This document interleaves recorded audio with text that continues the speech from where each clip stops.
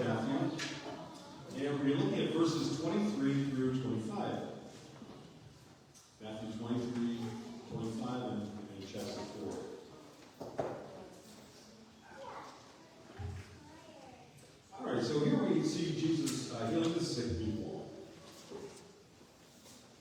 Starting with verse 23. Jesus went throughout Galilee, teaching in their synagogues, proclaiming the good news of the kingdom, and healing every disease and sickness among the people.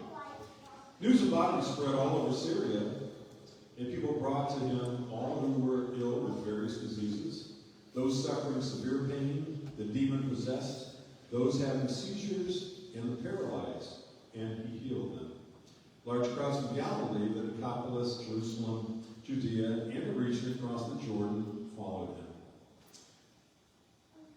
Now this is a passage that, we often quote many times, that, he healed them of their sicknesses and diseases. And I just kind of grouped those two together, like sicknesses and diseases.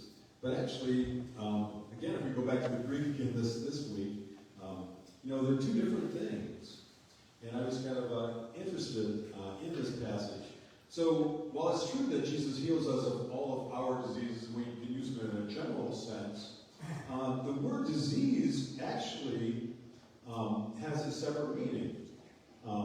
These are diseases that relate to crippling diseases, things that relate to the nervous system, muscular issues, and these were some of the tough things to, for people to deal with. The medicine couldn't heal it at that time. And then the other word that we come to, but that word is actually malakia, and that is the word for disease. Disease has different ways of being used, and this is how it's being used in this passage. So it deals with crippling, debilitation, and things that affect the nerves and muscles. The other word is the word for sickness, and in this case, it's in the Greek nosos.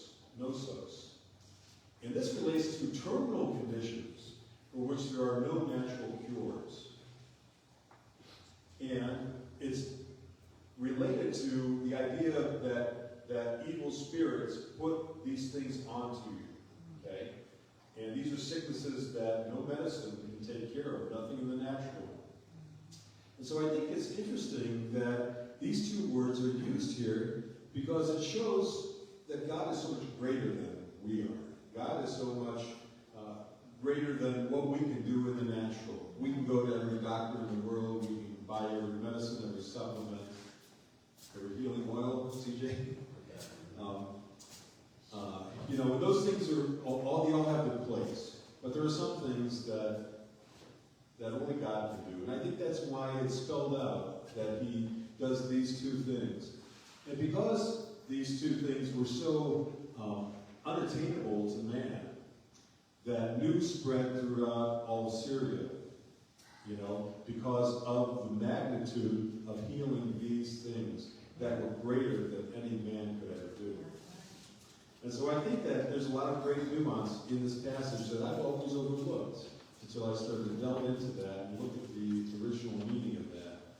And so I think our takeaway, my drash from this, is that, there's nothing impossible with God. And that the things that we look at as impossible to us, they are possible with God. And so look to him for those things that you consider impossible and know that